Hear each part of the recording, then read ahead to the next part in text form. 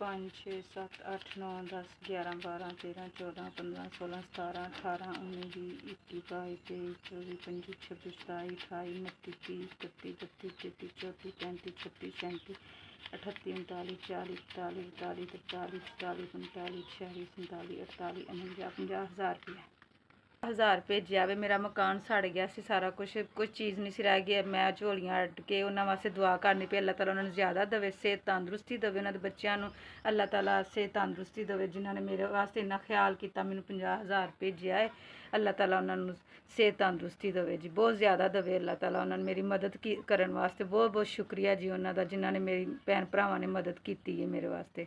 ਤੇ ਮੈਂ ਛੱਤ ਪਾਣੀ, ਕਿਉਂਕਿ ਮੇਰੇ ਸਿਰ 'ਤੇ ਛੱਤ ਦਾ ਸਾਇਆ ਨਹੀਂ ਹੈਗਾ, ਮੇਰੇ ਬੱਚੇ ਬਾਹਰ ਬਾਜ਼ਾਰ ਵਿੱਚ ਸੌਂਦੇ ਸਨ, ਇਸ ਲਈ ਇਹਨਾਂ ਪੈਸਿਆਂ ਦੀ ਮੈਂ ਛੱਤ ਹੀ ਪਾਣੀ ਹੈ। ਤੇ ਅੱਲਾਹ ਤਾਲਾ ਭਾਈ ਉਹਨਾਂ ਭੈਣ ਭਰਾਵਾਂ ਦਾ ਸਭ ਦਾ ਬਹੁਤ ਬਹੁਤ ਸ਼ੁਕਰੀਆ। ਅੱਲਾਹ ਤਾਲਾ ਉਹਨਾਂ ਨੂੰ ਜ਼ਿਆਦਾ ਦੇਵੇ, ਸਿਹਤ ਤੰਦਰੁਸਤੀ ਦੇਵੇ ਜੀ ਉਹਨਾਂ ਨੂੰ, ਜਿਨ੍ਹਾਂ ਨੇ ਮੇਰੇ ਸਿਰ 'ਤੇ ਛੱਤ ਦਾ ਆਸਰਾ ਕੀਤਾ। ਮੈਂ ਸਭ ਤੋਂ ਪਹਿਲਾਂ ਛੱਤ ਹੀ ਪਾਣੀ ਹੈ। ਬਹੁਤ ਸ਼ੁਕਰੀਆ ਜੀ ਉਹਨਾਂ ਭੈਣ ਭਰਾਵਾਂ ਦਾ, ਜਿਨ੍ਹਾਂ ਨੇ ਮੈਨੂੰ ਇਹ 50,000 ਰੁਪਇਆ ਭੇਜਿਆ ਤੇ ਮੈਂ ਆਪਣੇ ਸਿਰ ਦੀ ਛੱਤ ਪਾ ਸਕਦੀ ਹਾਂ। ਅੱਲਾਹ ਤਾਲਾ ਉਹਨਾਂ ਨੂੰ ਸਿਹਤ ਤੰਦਰੁਸਤੀ ਦੇਵੇ, ਨੇਕ ਹਦਾਇਤ ਦੇਵੇ ਉਹਨਾਂ ਦੇ ਬੱਚਿਆਂ ਨੂੰ, ਤੇ ਅੱਲਾਹ ਤਾਲਾ ਸਭ ਵਾਸਤੇ ਉਹ ਇਸ ਤਰ੍ਹਾਂ ਹੀ ਕਰਦੇ ਰਹਿਣ। ਮੈਂ ਤੇ ਇਹੀ ਦੁਆ ਕਰਨੀ ਹੈ ਕਿ ਅੱਲਾਹ ਤਾਲਾ ਉਹਨਾਂ ਨੂੰ ਬਹੁਤ ਜ਼ਿਆਦਾ ਦੇਵੇ ਜੀ।